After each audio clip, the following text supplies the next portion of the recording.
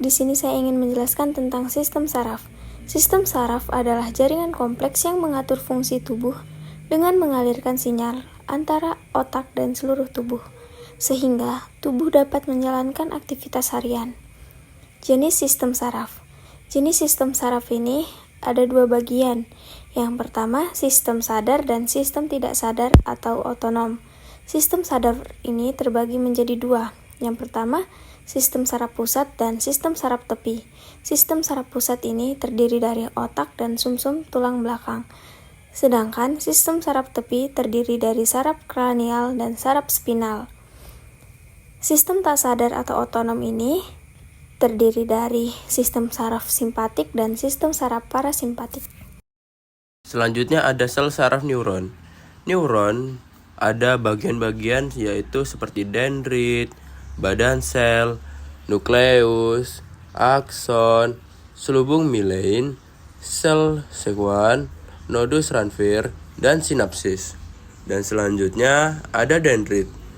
Dendrit berfungsi untuk menerima impuls atau rangsangan dari sel lain dan dikirimkan ke badan sel. Badan sel memelihara sel saraf, memproduksi neurotransmitter, dan mengendalikan aktivitas neuron, serta meneruskan rangsangan ke akson. Selanjutnya, nukleus. Nukleus atau inti sel berfungsi sebagai pengatur kegiatan sel saraf atau neuron. Selanjutnya ada akson. Akson berfungsi meneruskan impuls dari badan sel ke sel lainnya. Sel sekuan. Sel sekuan berfungsi membentuk selubung milein dan membantu regenerasi saraf. Selubung milein yaitu substansi lemak putih kekuningan, pelindung akson, memberi nutrisi akson, dan dibentuk oleh sel sekuan. Baik, di sini saya akan menjelaskan tentang nodus Ranvier. Nodus Ranvier berfungsi mempercepat jalannya rangsangan. Selanjutnya ada sinapsis. Sinapsis berfungsi sebagai penghubung antara neuron. Selanjutnya, neuron berdasarkan fungsinya. Yang pertama, neuron sensorik. Fungsinya menghantarkan impuls dari organ sensor ke pusat saraf. Yang kedua, neuron motorik. Fungsinya menghantarkan impuls dari pusat saraf ke organ atau efektor seperti otot atau kelenjar. Yang ketiga, neuron konektor. Fungsinya menghubungkan satu neuron dengan neuron lainnya. Selanjutnya, urutan jalannya rangsangan pada tubuh, dimulai dari impuls atau rangsangan yang diterima oleh reseptor. Reseptor adalah alat penerima rangsang berupa alat indera, yang kemudian dari reseptor rangsangan akan dibawa oleh neuron sensorik menuju ke sistem saraf pusat.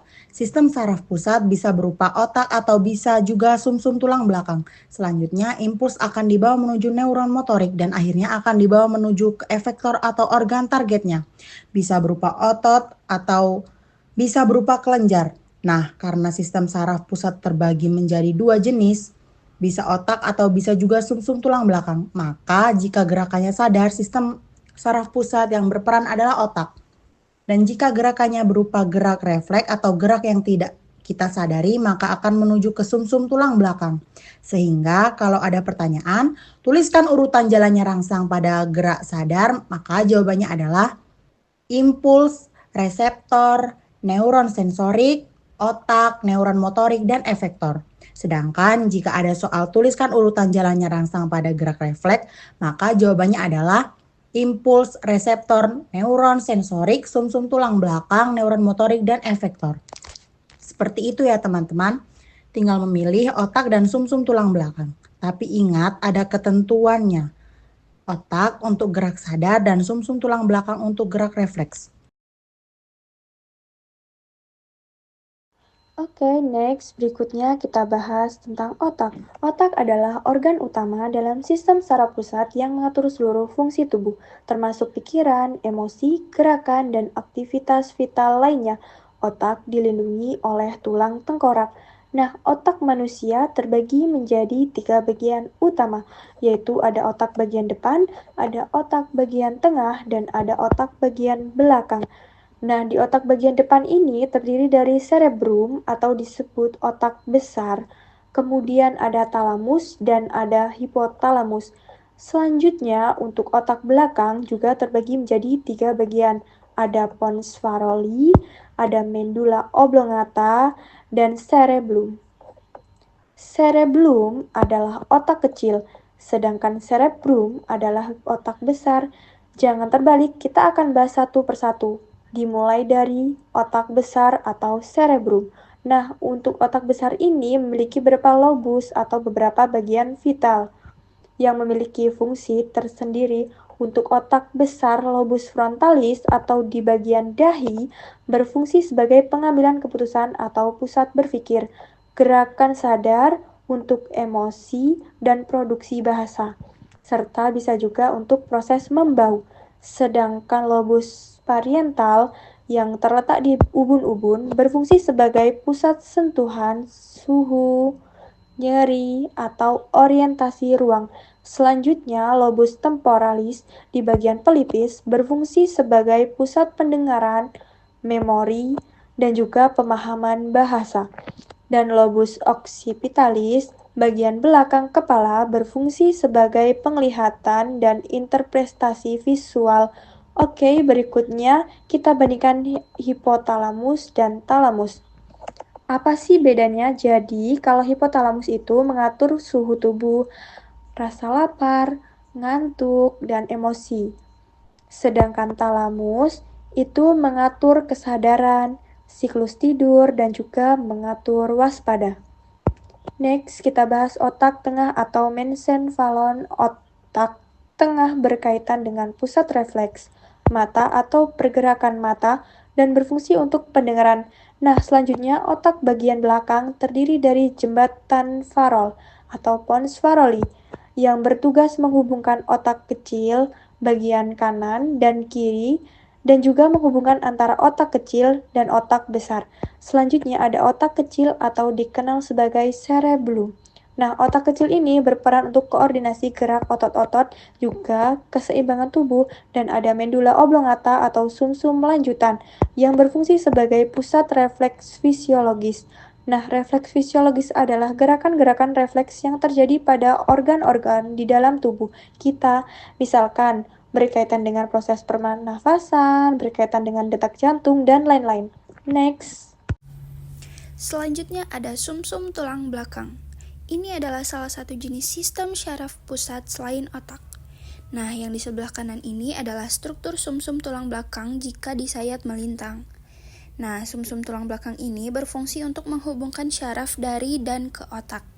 Karena letaknya di tengah-tengah, jika ada syaraf yang akan menuju ke kepala, pasti akan melewati sumsum tulang belakang terlebih dahulu. Nah, jika ada syaraf yang akan menuju ke ujung tubuh bagian bawah atau kaki, pasti akan melewati sumsum tulang belakang juga. Nah, sumsum tulang belakang ini terletak pada pangkal leher sampai ke bawah. Sumsum tulang belakang berfungsi sebagai pusat refleks motorik, yaitu gerakan refleks yang dilakukan oleh organ-organ tubuh bagian luar. Selanjutnya ada sistem saraf tepi, terbagi menjadi saraf kranial dan juga ada saraf spinal. Saraf kranial adalah saraf yang keluar dari otak dan bertugas mengontrol wajah, kepala, serta sebagian organ dalam. Jumlahnya ada 12 pasang, sedangkan saraf spinal adalah saraf yang keluar dari sumsum tulang belakang dan mengontrol tubuh dari leher sampai kaki dan jumlahnya ada 31 pasang.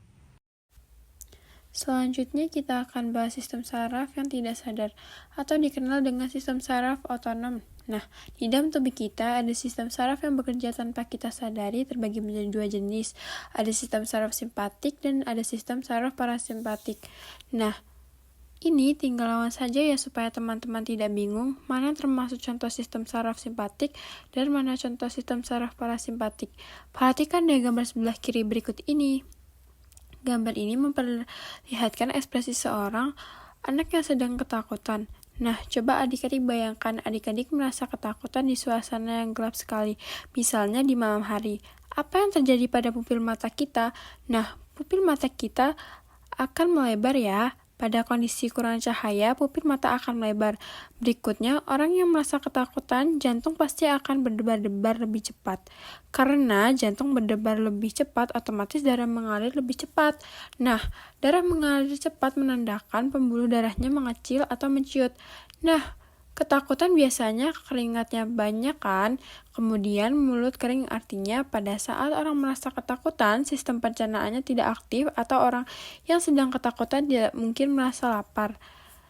Next, saat ketakutan, nafas menjadi lebih cepat atau ngos-ngosan. Nah, selanjutnya, pada saat tubuh kita sedang stres atau dalam kondisi darurat, maka keinginan buang air kecil terhambat karena terjadi relaksasi pada kantong kemih. Bagaimana dengan sistem saraf parasimpatik? Hingga lawannya saja ya. Adik-adik, dalam kondisi yang rileks di mana pupil mata jadi mengecil, jantung melambat, darah mengalir lambat atau pembuluh darah melebar, keringatnya yang keluar sedikit, air liur menetes atau pencernaannya aktif, merasa sering lapar, terus kemudian nafasnya melambat dan terjadi kontraksi kantung kemih sehingga dapat memudahkan saat buang air kecil. Nah, itu perbedaan sistem saraf simpatik dan saraf parasimpatik. Lebih mudah membedakannya. Dan yang terakhir ada gangguan sistem saraf. Gangguan sistem saraf ada 8. Yang pertama, meningitis, radang selaput otak akibat bakteri Neisseria meningis. Yang kedua ada hidrosefalos atau penumpukan cairan otak, kepala membesar. Yang ketiga ada Parkinson, ditunjukkan dengan gemetar atau tremor. Otot muka kaku, suka berkedip. Yang keempat ada saraf kejepit. Saraf tertekan oleh bagian sekitarnya atau tulang. Yang kelima ada Alzheimer atau menurunnya daya ingat akibat penumpukan protein abnormal yang mengganggu otak. Yang keenam ada epilepsi, kejang berulang akibat kerusakan neuron. Yang ketujuh ada ataksia. Yang pertama, mengecilnya otak kecil, dan yang kedua, sulit mengkontrol gerakan tubuh. Dan yang kedelapan ada stroke, pecah atau tersumbatnya pembuluh darah di otak, menyebabkan lumpuh sebagian tubuh. Sekian penjelasan dari kami, terima kasih.